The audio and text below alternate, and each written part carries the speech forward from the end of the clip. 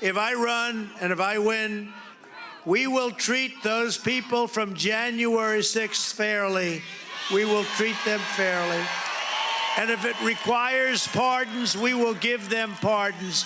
I don't want to do anything from raising bail to pardoning people who take the law in their own hands, because it will make more violence more likely. I want to deter people who did what on January the 6th, and those who did it, I hope they go to jail and get the book thrown at them, because they deserve it. Lindsey Graham has criticized Trump.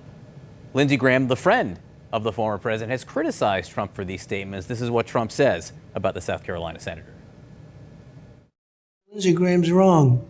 I mean, Lindsey's a nice guy, but he's a rhino. What they've done to these, and in many cases, patriots, their soldiers, their policemen, what they've done to them compared to what they've done to the other side, you know, you have to have equal justice, and this isn't equal. No. So I would absolutely be prepared, and Lindsey Graham doesn't know what the hell he's talking about. What's up, everybody? Major Retired Richard Ojeda here, and Lindsey Graham's on-again, off-again roller coaster romance with Donald Trump has been a disgusting sight to behold. Remember when he said, if we elect Trump, we will be destroyed, and we will have deserved it. Yes, that's Lindsey Graham speaking the absolute truth in the only moment he will ever speak the truth, because he thought it was to his benefit. What is your reaction to hearing what Donald Trump says? Disgusted. Well, I want to talk to the Trump supporters for a minute. I don't know who you are, and I don't know why you like this guy. I think what you like about him, he appears to be strong when the rest of us are weak. He's a very successful businessman, and he's going to make everything great. He's going to take all the problems of the world and put them in a box and make your life better. That's what he's selling. Here's what you're buying. He's a race-baiting, xenophobic, religious bigot.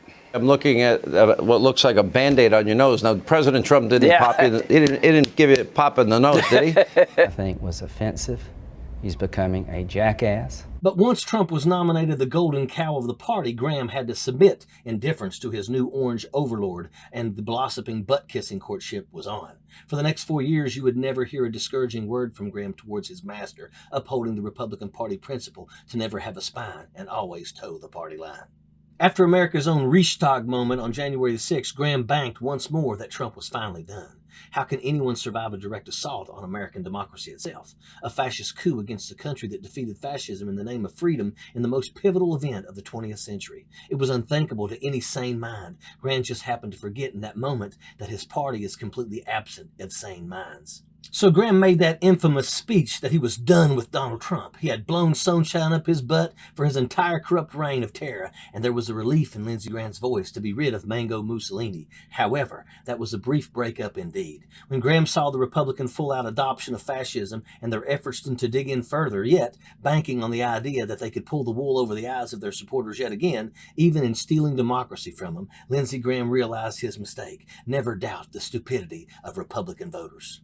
So Lindsey Graham quickly turned a 180 and leapt back into the arms of his orange overlord. You see, Lindsey Graham longs for the arms of an autocratic strongman to lead him in dance. Graham never stands down on his own. It's too risky. Why extend yourself out and risk when you can ride the coattails of your party? Don't rock the boat. Just sit back and wait to see which way the wind is blowing. All Graham is interested in is that meal ticket of another term in the Senate. Graham has gotten used to that cozy existence. As a career politician, he's lived a cushy life, never having to do any real work. Politics is a lot of fun for someone like Graham. He just sticks his hand out, and whoever greases his palm the most becomes his master. And there are an infinite number of lobbyists with corporate interests eager to keep giving Graham his free lunch for appeasing their needs. And it's because of all of that that you can usually tell the worst politicians by how hard they have to spin. And Graham is notoriously one of Washington's worst spinsters. He's turned on so many issues and deflected so many questions and responsibilities, it's a wonder he even gets an interview anymore. One can predict exactly where Graham will fall on any issue simply by following the money. And his love affair with Trump is that same predictable picture of a shameless politician. We know Republican voters can't see corruption when it's 2 inches in front of their faces, because that's where their party has been for years now. Republicans don't even bother to try and veil their ridiculous partisan manipulations. They know that they don't have to. Their voters simply don't know any better. But education is the cure for this stupidity, and so we've got to reveal these jackalins for the corrupt partisan players that they are. They make that part really easy. Now we've just got to basically get the message heard. Like and share this video and follow this page to do the same for many, many more. Sappers clear the way, airborne all the way.